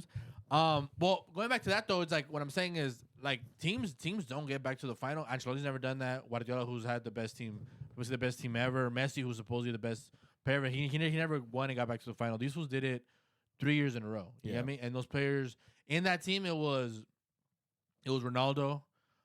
Would you say he's a top player? Yes. Benzema was there. Would you say he's a top player? I would say yes. Isco was there. I wouldn't say that. He wasn't a top player. No. He was a top player in 2014 when he first came. Modric was a top player. I would say yes. Kroos was there. I would say yes. Casemiro, I would say yes.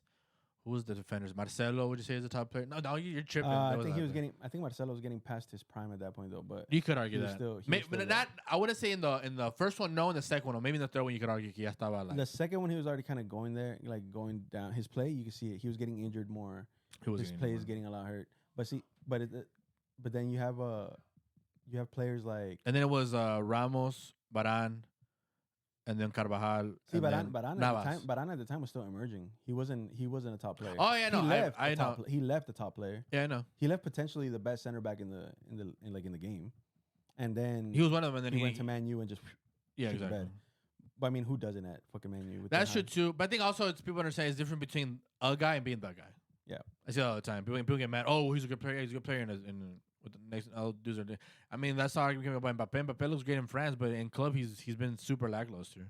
No, see, but that's not me hating on. Nah, but I disagree with that because a lot of the things that even when Neymar was there, even when Neymar and Messi were both there, I think the one clear player that would always used to stand out the most was Mbappe, even with PSG.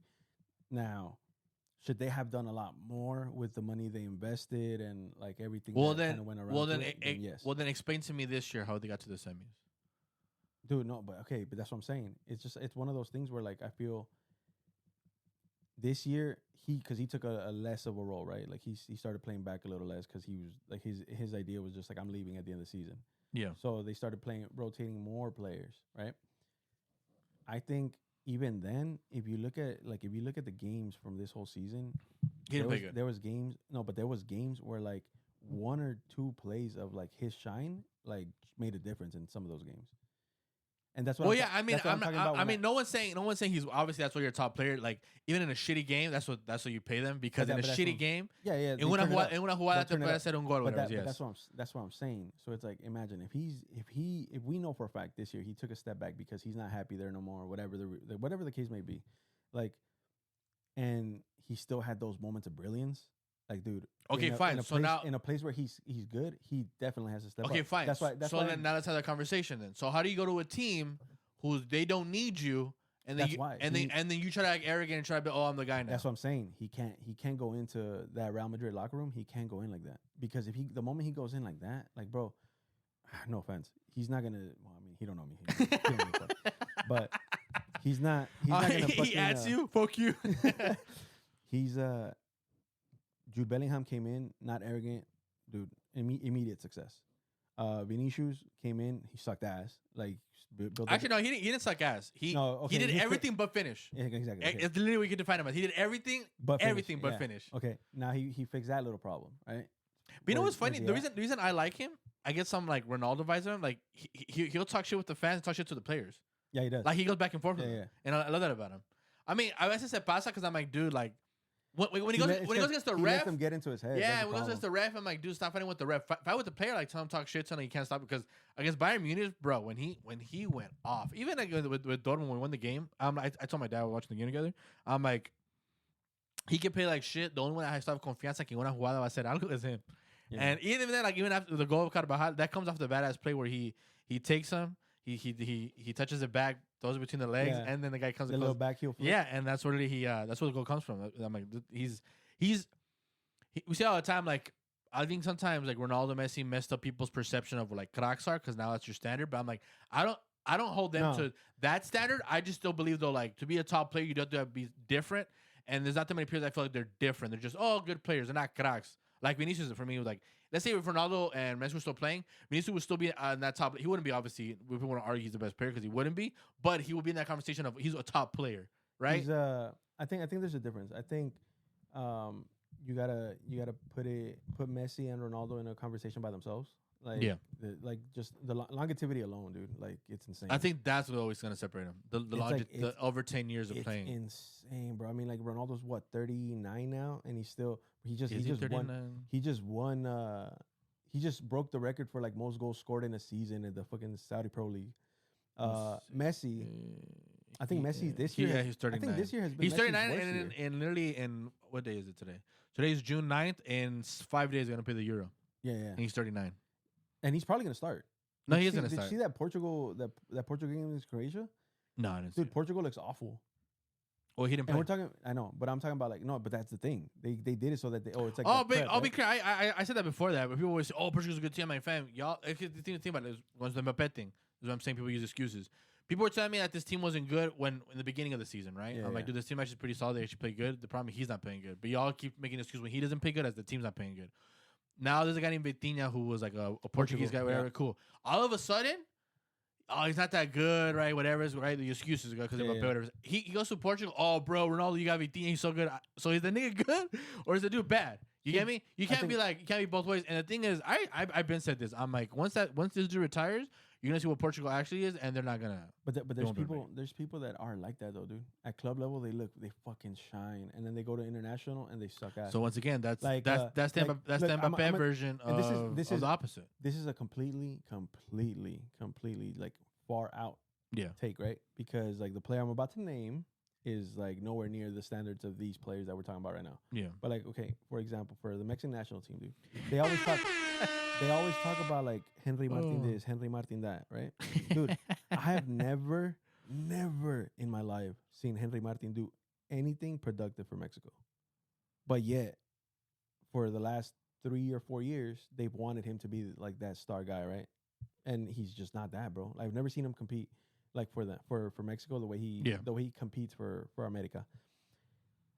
Now, Vitinha is one of those players that like now he's starting to shine with PSG, and if you look at the games with Portugal, he tends to be like a little more relaxed. So I feel like a lot of the players like at that level, if they find a way to just play like play their game, bro. Like don't focus so much on like the shirt itself or anything like that. Like just play your game. I feel like they'll do a lot better. And I mean, let's be real. Ronaldo's he's 39, bro. He can still get shit done. He can still, you put it in front of him, like he'll probably put it away. He's still that type of player, but he's not gonna create as much as he used to. He's not gonna create that same space that he used to, So I think Portugal, as long as they could build around him in the proper way, like so. For example, they have Rafael Leao from AC Milan. He's still there. That he left. No, I think he's still there.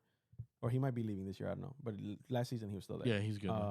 If they have him creating down the wings for Ronaldo, like doing what Ronaldo can't do no more, Yeah. that's solid. You have a guy like Bernardo Silva. Bernardo Silva is actually one of those that like, dude, he shows up for Man City and then at Portugal. Honestly, he didn't play, but he didn't play good. Yesterday or the day before, whenever they played. It's like a couple players, bro, that like you see them shining with their club, and then at in the club, level, they don't do it, bro. No, that is the thing. And Portugal, you look at Portugal, dude. I look at Portugal, and by far, talent alone, I think this current Portugal team has more talent than that Argentinian World Cup team. Well, the thing is, they have, but they don't fight. They don't fight for their. I think they have talent. Captain. The problem is, no, I think they have talent. My problem is with them, it's pretty obvious to me that they don't have, you talk about cracks, they don't have cracks. They have good Portugal players. or Argentina? No, Portugal. Oh, no, Argentina. Well, Argentina won the World Cup the way they won it. All those fools went to... it was given to them. All those fools went to Europe and got out of clinch reality. Y'all fools ain't that good. Yeah. I've been said that. I'm like, I said that then. I'm like, y'all won it because y'all won it with the Revs and shit like that. And all you know is harsh reality. When you went back, y'all ain't those guys. And you never were those guys. Yep. There's a reason 100%. why.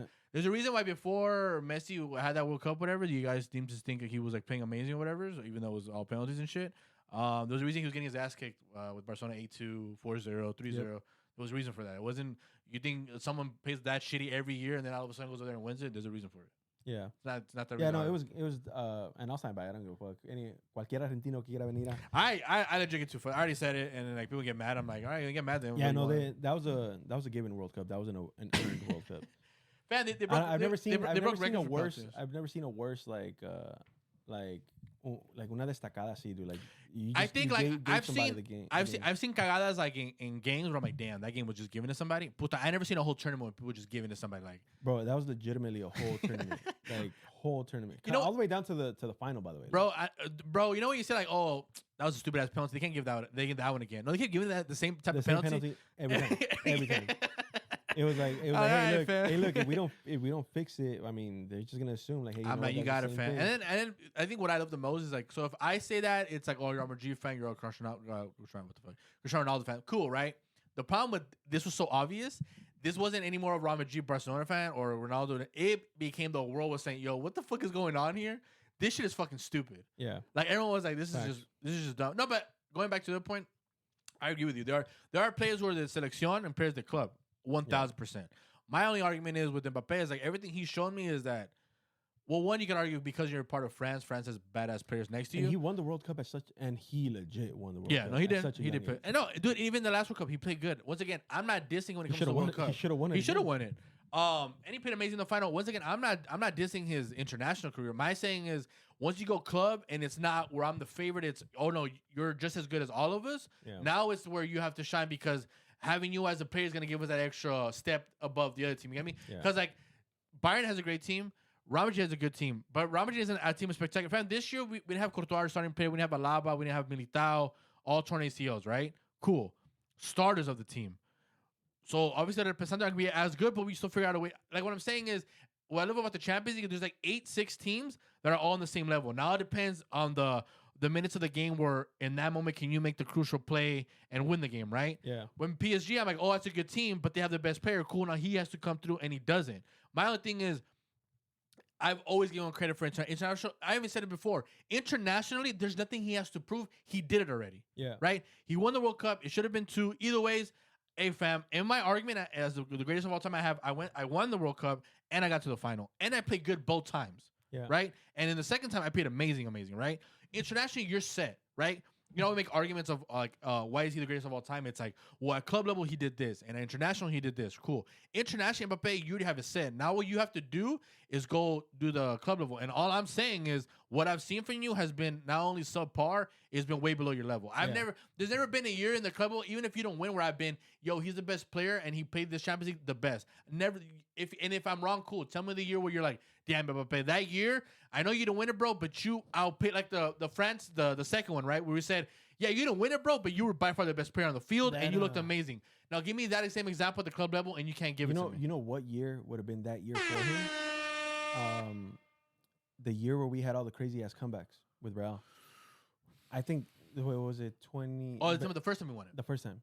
Oh, we went back on them. It was... we were down. We were down 1-0. The same game we came went, back. Yeah, 2-1, and then... No, 3-1. Yeah. I think that game, I mean, that season would have been that season for him, where it's like, oh shit, dude. Because like you think about it, that season they still have Neymar. Puta, but you think, but you know, but no. But we're assuming, right? No. I'm dude, because that I don't even know why, but for some reason that season I was actually watching a lot of like French league. Yeah. And it's like, dude, you would see him get on the ball and boom, it's like he was legit on a mission. But if I remember correctly, that was the first season that he decided to stay with PSG. I think so. But I want to see. I think that might have been the reason why. Because like he's like, dude, I just turned down Real Madrid to stay with PSG. Because obviously, 2020 vision, right? Yeah. We know because that was octavos, which is why. Yeah. It was bold for you to say that, but let's say.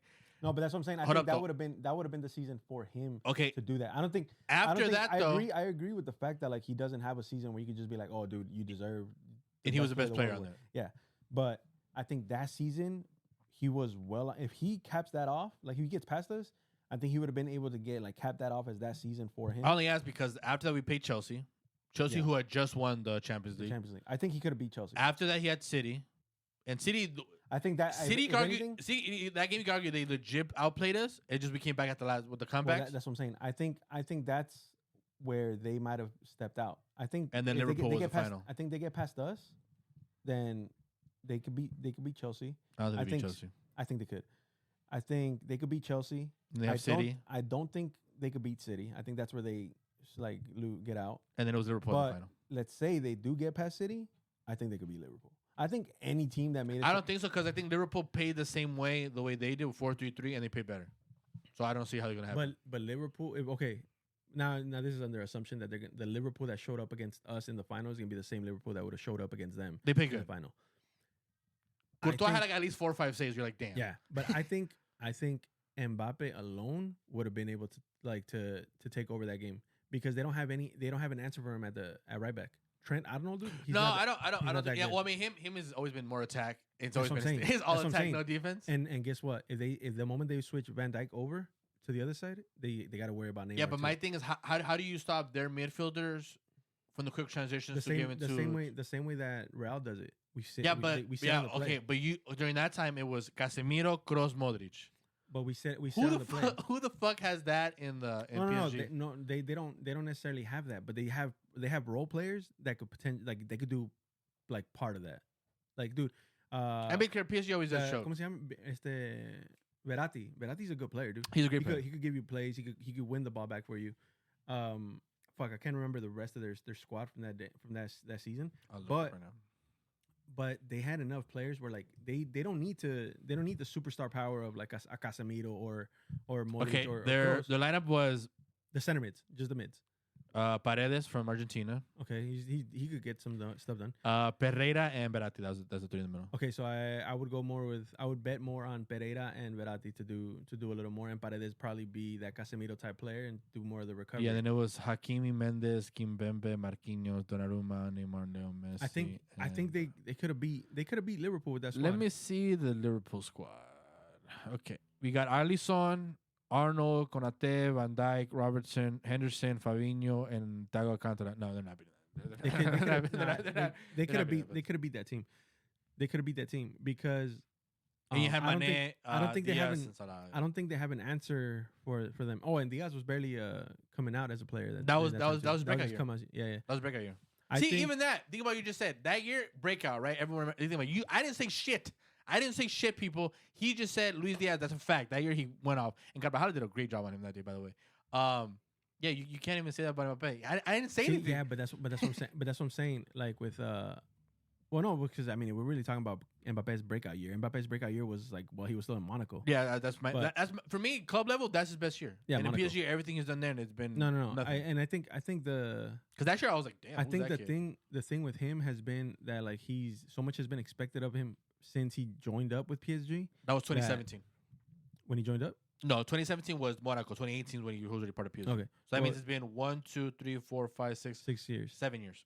So I think it's like so much has been expected of him from the moment he moved to PSG that's dampened his play a little bit, even with the likes of Neymar or Messi there, like an older Messi. But yeah, like I think it stopped it because that definitely was because regardless of like what other stars were there, it's like he was the guy, right? In the team, like he was looked at. Yeah, this is the guy. Kinda. I think PSG maybe in France he was, but obviously having Messi on your team is gonna be like, that's Messi's team. Yeah, but it wasn't. But it wasn't Messi's team.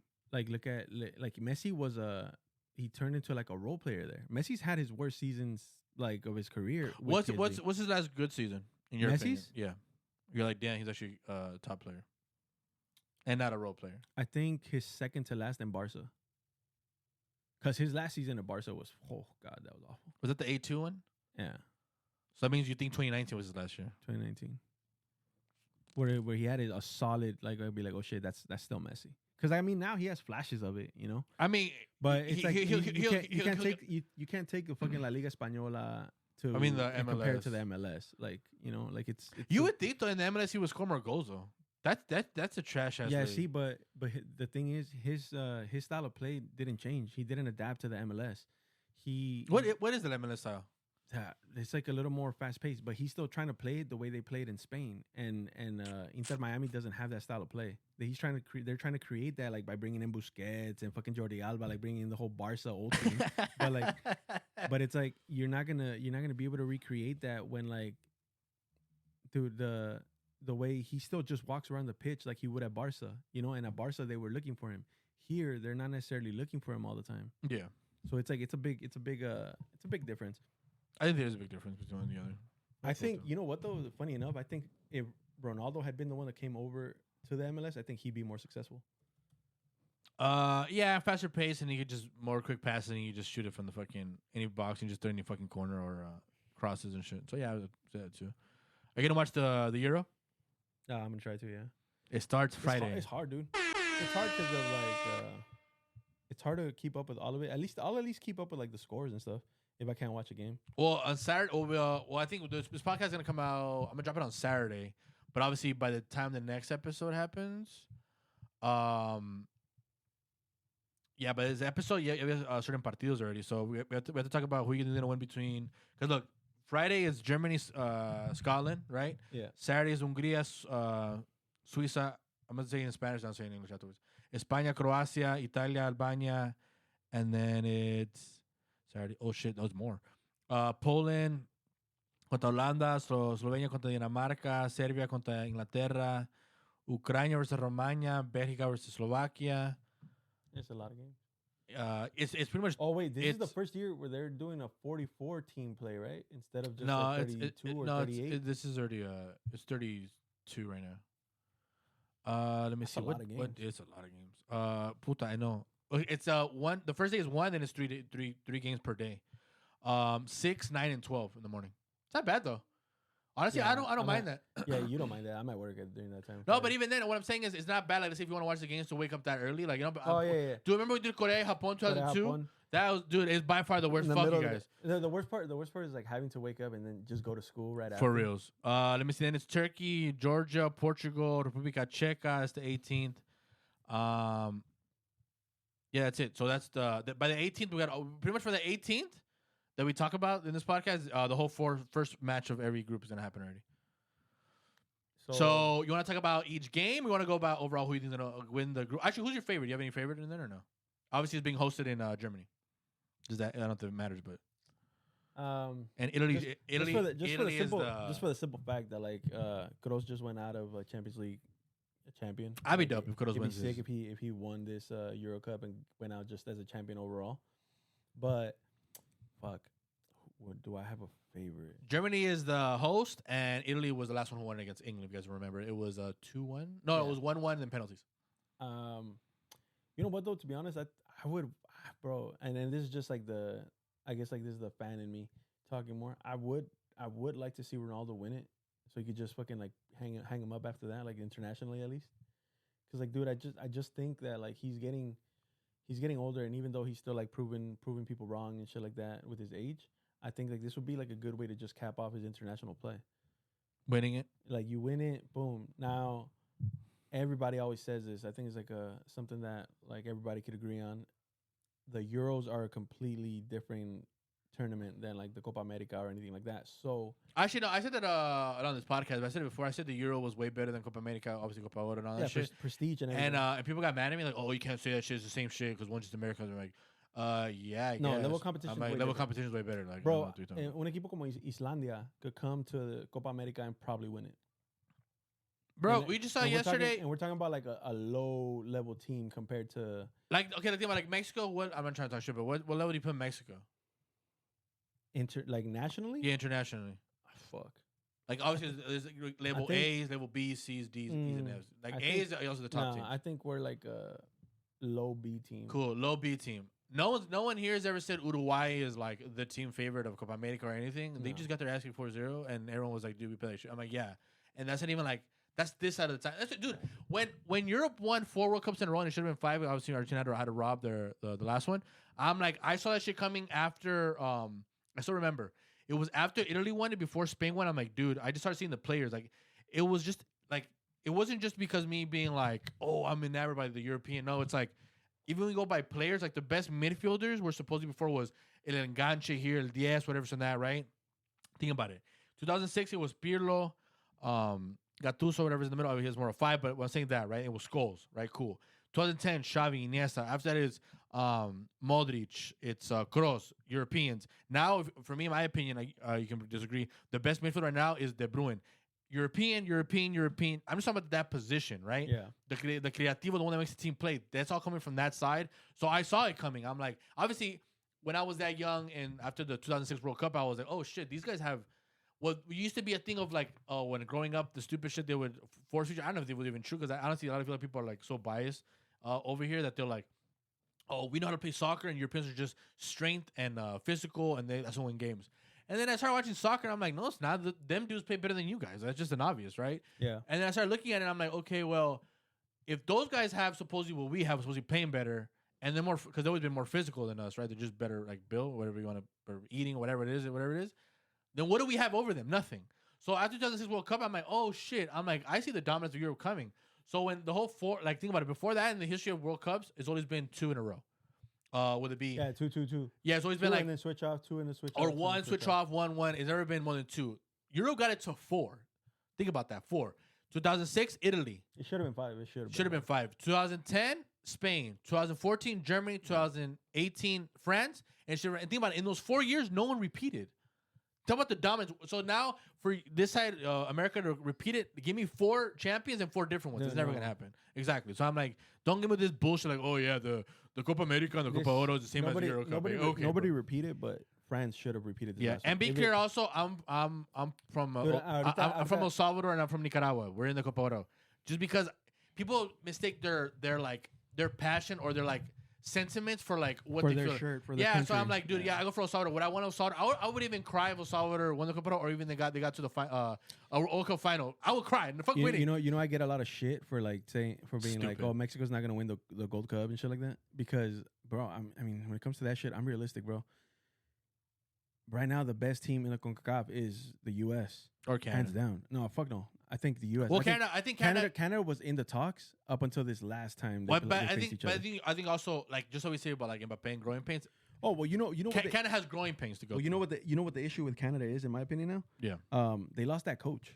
They did lose that coach. That was the one that was like making them, bringing them to that level. Yeah. They lost that coach. I think he went to the girls' team, no?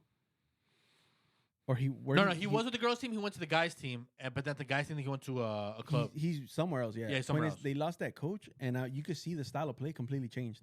Yeah. But anyway, in the CONCACAF, dude, yeah, the U.S. is the best team right now, hands down. Yeah, no, I do too. I just think if Canada can stick to that plan of playing and they get through the growing pains, they'll be able to be that team. Because obviously, when they're on the World Cup, I'm like, it's dude, not to say that Mexico can't be there. They didn't play bad. The thing with them is they didn't know how to handle those games. Kind of like we talk about Real Madrid in the Champions League, where even other teams will say like, when everyone thinks the game is lost because like, oh shit, we're getting outplayed, Real Madrid just finds a way to like, all right, stick through this the next 20 and suffer, and then once we got our chance, we're gonna go score. That championship DNA, yeah. That's what they have to happen. I still believe in them. But going back to the Euro, so you have. Do you think Germany is the favorite, or you just want it because of Kroos?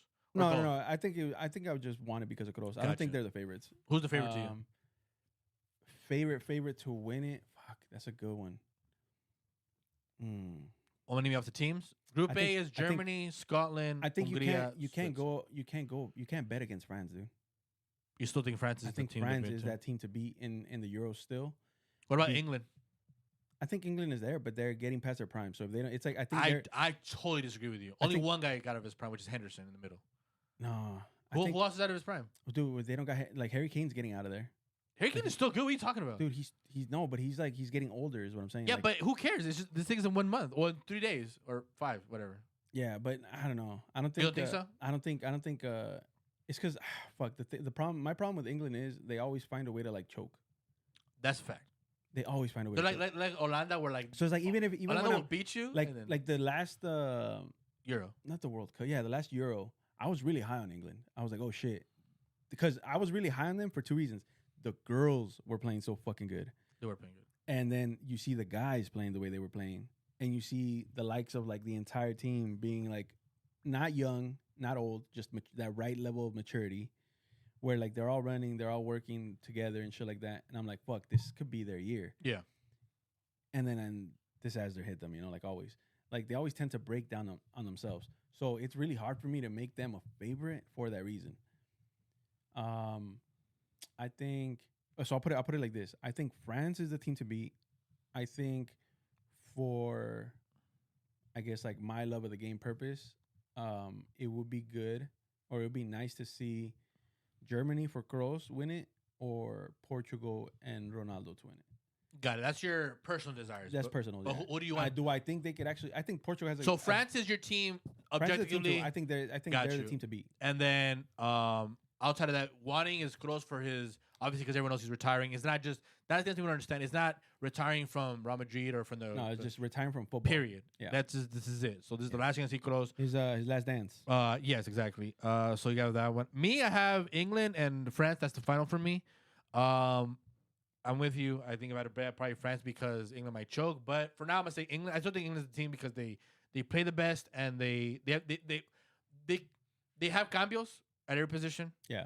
They have revulsivos. I like the way they play, and most importantly, they don't fear anybody. Like, oh well, you have great players. Well, I do too. So it's not like a lot of times we're like, let's say like that's the good thing about like football now though. If you really think about it, there's a couple. It's more even, teams, right? There's a couple teams that you could be like, okay, you could go player to player. Like you don't have to necessarily like and not every team's gonna have like a fucking un Ronaldo right there, you know? Yeah. Or it's just like, oh fuck, nobody can match up to that guy. Like it's just every team. like has, maybe that player is better than other players, but we have other 10 players that are just as like, good or even better as than a your collective. players. Yeah. We're gonna be we're a better team. And we have campeons too to be able to. And then because the other team that I keep thinking of too, I keep going back to is Italy, dude. Actually, Italy, I want to play the if song. they figure out a couple things, like I think they could do some damage too. I want to play the song. The song's pretty fire. Euro Cup 24 song. I am excited though because this is gonna come. When's it gonna come? When's it gonna come? ¿Cuándo viene esta mierda? Friday. Damn, we're almost here already. I'm excited. Yeah. Is this it? Let me see. Is it?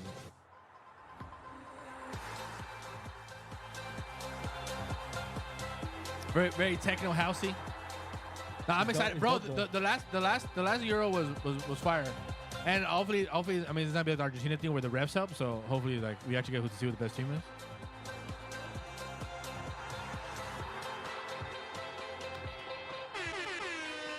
I'm excited. I'm excited. The way you edited that in made it seem like it's part of the song. And it was part of the song. What else though? I think that's it though. Okay. So you have France winning. Who do you have? I have England winning. Who's your top scorer of the tournament? Top scorer of the tournament. I think Mbappe or Kane. Cool. I got Ronaldo. So I'm gonna be bold. I'm gonna be bold and say that. That's really bold.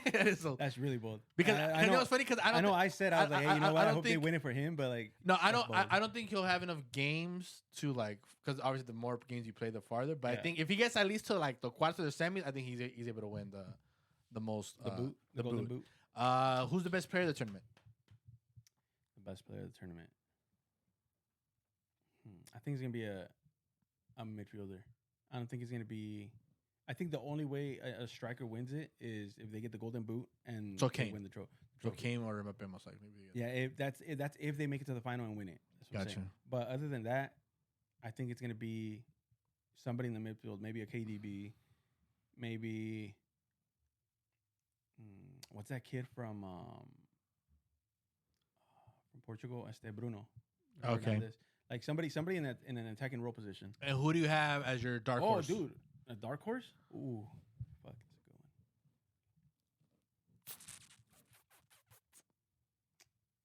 one. Fuck. As a dark. I don't think Holanda can be considered a dark horse. No, they're a powerhouse team. They always like turn it up. Because Spain. Oh, nah. I don't think Spain could be considered a dark horse. Croatia could be a no. Croatia, Croatia could be more of a dark horse. So what about Denmark? Denmark or Croatia? Denmark had a great Euro last is Euro. Turkey in this time? Yes. Turkey. You got Turkey as your. I think it'll be the dark horse. They've been playing really good together. If Denmark is them, I would say Denmark. If not, I would have to go with Is Spain really considered? Because Spain, I feel like Spain only had that one camada that was good in 2010. Other than that, no one had Spain as a favorite. And ever since they've been living off of that one thing, Spain isn't really the team you're always like, oh, they're gonna win it. No, but you know what? I think this year, the way they've been playing, at least they've been playing. Well, like the last couple of years, the way they've been playing, they've been gelling together, and they did that whole what's it called transition period. Like they already got past that. Yeah. So I think this is gonna be the year where they legit show up as like the team that they built. Not the team that like, oh, we're in transition. Like no, this is a team that they built. So they could potentially be a dark horse. The only reason why I don't consider them a dark horse is because they have some prestige coming with them already, like with the name. Yeah. Like I would think like to be considered more of a dark horse, you would have to have less prestige. So like a Denmark, a Turkey, a Greece, like Okay. like teams that aren't necessarily gotcha. coming with that same level of prestige. All right, now for the last topic is gonna be the NBA Finals, which actually I did call. The last time I talked about it, I had it was the Wolves versus the Mavericks, which I had the Mavericks passing.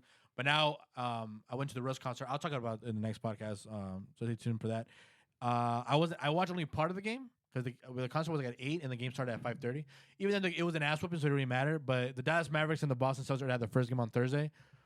And right now it is Boston up 1-0. Today is the second game on Sunday, which is when we're recording this podcast. I was actually surprised of how the Celtics decided to guard the Mavericks.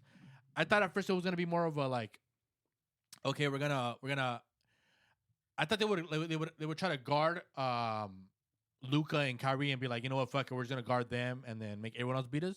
They did the total opposite the first game, which I thought was like, no, we're gonna isolate you two. Yeah. And unless you two go out for like 60 points and get 120 points on us, it's only going to beat us. They were face guarding everybody else. I'm like, oh shit, that's actually very interesting. And I was like, okay, I don't know. We'll see today how the Dallas Mavericks adjust, but that was definitely the game plan the first game. The first game was, y'all can get your points, but you're not going to assist on You're nobody. do much more than that. Yeah. I'm like, okay, so that was kind of interesting. And then 2, I was like, all right, but the thing with the Celtics is, I always said the Celtics with me is not that I don't have them as the favorite because they are the favorite to win. And they should be because of team-wise. My thing with them is I don't trust them. Yeah. That's always been my thing. I don't trust them. So how can I then, if I don't trust somebody, be like, oh, you're gonna win the whole finals? But if they play the way they played on the last game, play the defense they did, Porzingis, who has come off an injury of 3 months and played after everything, there was like 12 points. Now he had like 18, 19 points the other day off efficient shooting. Tatum didn't have a good game, but it didn't matter because everyone else was playing good. Then yes, this will be a Celtics easy win, I think, in 4-1 games. I still have the Mavericks because that's the team I had for going for because I still feel like Celtics, they're going to find a way to lose, even though team-wise, they're the way better team. But I'm still confident in it. I do think, though, that Mavericks and Jason Kidd, as a coach, are going to have to adjust to this shit because it was very well played out. They were like, no, fam, we don't even care. We'll pay you one-on-one. We're almost saying, like, not giving up, but saying, like, you're so good, you're going to get yours. But it doesn't mean your other guy's going to get. And that's facts. I think they had 30. Kyrie had like 22. But everyone has like 2, 4 points, 5 points. So it didn't matter. Like, you get me? And they got their ass kicked. So I'm like, all right. And I also think, too, like, obviously it's like you're playing at home. Do I believe that everything's going to go like this? I don't think so, maybe because I think they shot over like 60% from the three-point line. Like, fam, that's not normal. That's not that's not always going to happen. But what I do think is what the Celtics this show is at our best and at their best, they are the better team. It's just, can you do that for, well, now only 3 games because you already won 1 game. Can you do it over the next what, 6 games? Can you win 3 of those? And so far it looks like they might be able to do it, but we'll see. But I am excited though. It was a good game, bro. It was just because in the third quarter you did see like the Mavericks trying to come back and they were close to it. Then they got it down to like 11, but then it came back whooping again and got to like 20 whatever. I won't put it was over 30 points the lead. Damn, I didn't catch the whole game. I caught like bits and pieces of it and then like the highlights.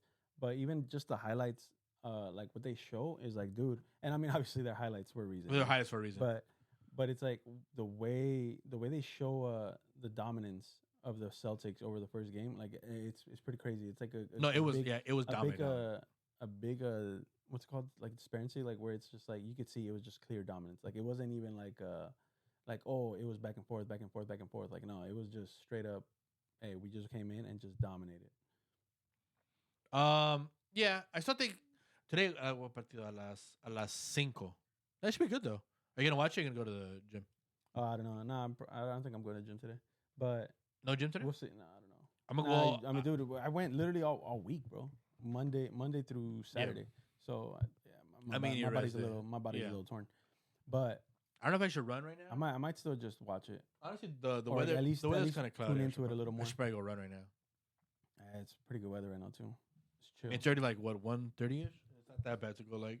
Right now would be perfect time to go. I haven't ate shit though. Out the way. I am kind of hungry. I don't eat. I haven't ate anything either. I'm probably gonna go home and eat a little bit. We should probably go grab something. No, but yeah. So I am excited about the games. I still have the Dallas Mavericks, and I guys are probably be killing me in the comments because they're like, "Dang, guys, it sounded like I was way too confident." I thought I was way too confident. And people sometimes like once again, it's a Real Madrid Barcelona thing. I'm a Lakers fan, so they think, "Oh, because of the Celtics." Oh, you just don't. But I don't want the Celtics to win. I don't want the Celtics to win. But either way, it's not that. It's just like when I see them, I'm like, dude, you guys.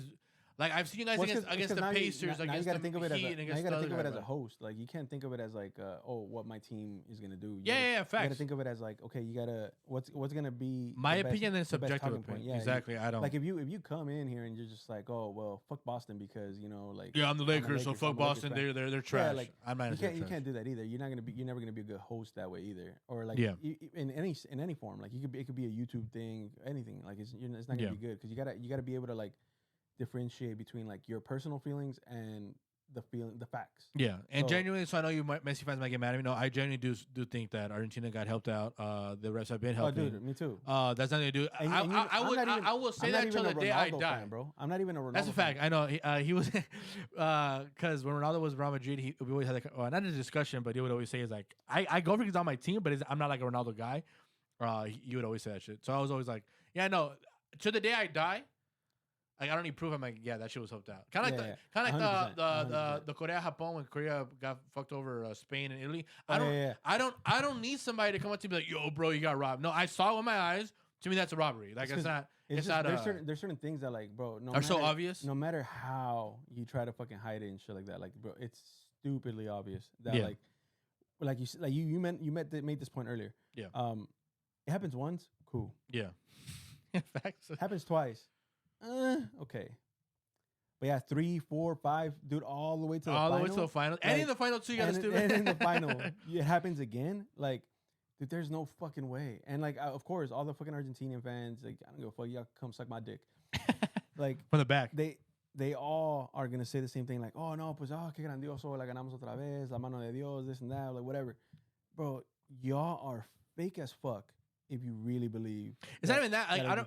No, it is. It is that. It's y'all are really fucking. I've said it. Then I'll say it now. I was like, bro, like ever since then, dude, I have not heard one. Ever since they won it, I have not heard one Argentinian chirp about it. Like they got real when video and shit started coming out of like how the fouls and this and that. Bro, nobody. It went from like you know the thing I said about Messi fans. I'm like the problem that y'all had is like if we're being objective, right? The World Cup should have been the final nail in the coffin of him being the greatest of all time. Yeah. Yet after him winning it, there's still a discussion. There's a reason. Like people still are like, "Oh, he's still not the best." It's not because there's hate. It's because everyone knows the way you won it. Because let's say he won it legitimately, fan, there's no argument against him. Yeah. Club level, international, but because we know how it happened, and it's not. And I said in another podcast, like, okay, I think the title of it is like, "What's another robbery?" Name me a player where, like, in the Champions League, you have the 2009 whatever's right. With Obrero, whatever is right, robbery in the Champions League. In La Liga, you already have 17 years of paying. That's not my opinion. That's when he was playing. Cool.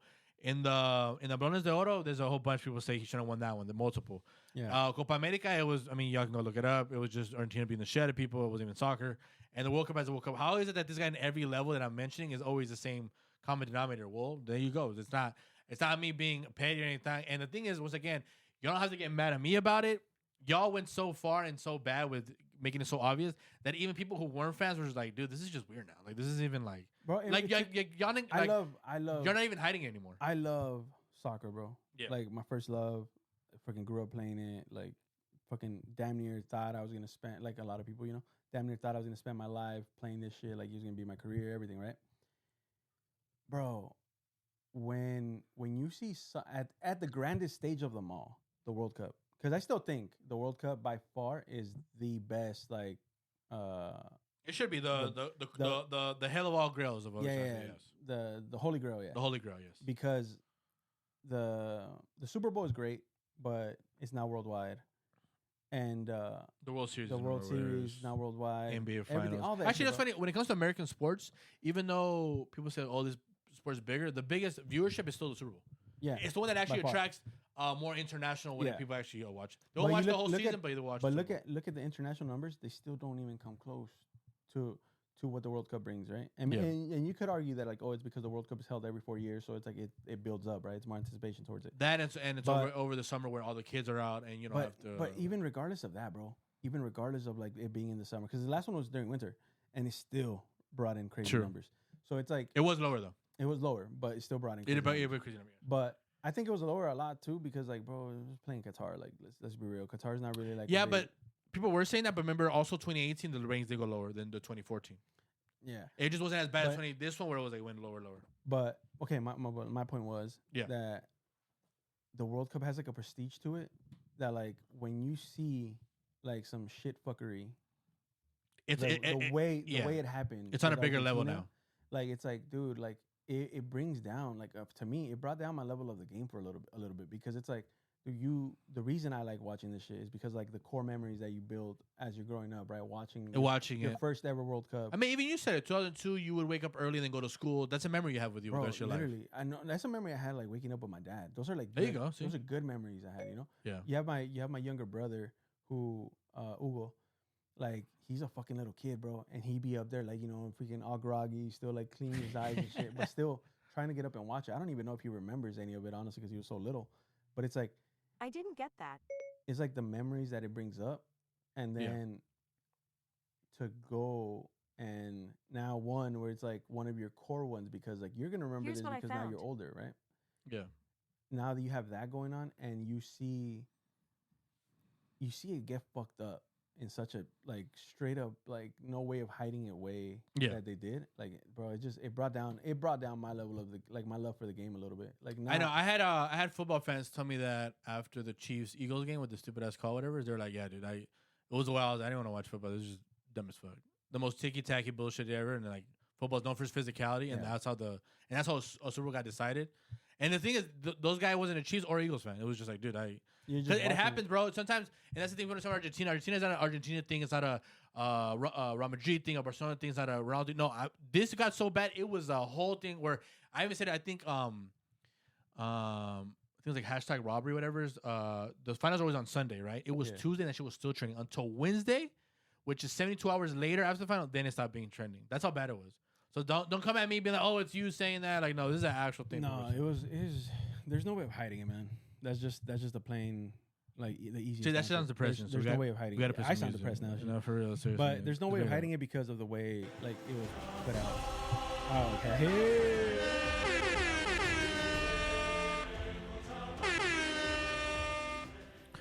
How'd you feel doing the part 2, huh? That was pretty good. I mean, it's always been Easy to do it. easy. It's just a conversation, bro. Like that's really what it is. Just obviously like it's like more like on topic and shit, but Yeah, conversation. Yeah, just conversation. Yeah, It's like what I was like what I told you about like how it felt with the whole TT interview. Like it was just she was talking shit about us. You hear that? it was no, like it's just more like listening to it. It just kind of gave off more of that vibe of like, hey, we're in the backyard, just chilling, chopping it up, talking about like what we've been up to and shit like that, like catching up, whatever. And that's just kind of like what this is. I mean, like we've always talked about it. We always say this shit. Like, we always have good conversations. Not necessarily just about this. Like, it'd be about like just about anything. But it's like, that's what I think. Like a good podcast has. Like, you just got to be able to have fluidity in the conversation and shit. And even when you get stuck, like like thinking about an answer or whatever, like it doesn't feel like, oh fuck, if I don't get this out, like it's just kind of like, nah. I mean, you just got to talk about it, put it into perspective, put it into like showing your point of view, and then moving on from it. Yeah. All right, I'm gonna close it the way Drake closes his concert. I kind of took it away from him. I think you might like this one. All right, the way he closed it out was pretty simple. Obviously, thank you for joining me on this episode. This is episode 27. Damn, I'm almost at 30 already. I think for sure, for damn sure, is no excuses. By the time I get to 50, I'm gonna put like old balloons and everything. I have to have the studio set up already. You have to have it set up. Yeah, I have to because this is ridiculous. What I was gonna say though, as Drake always says, you guys remember, it's if you're drinking tonight, you drink some more. If you're smoking tonight, you smoke some more. And if you're fucking tonight, fuck some more. All right, guys. See you guys next week.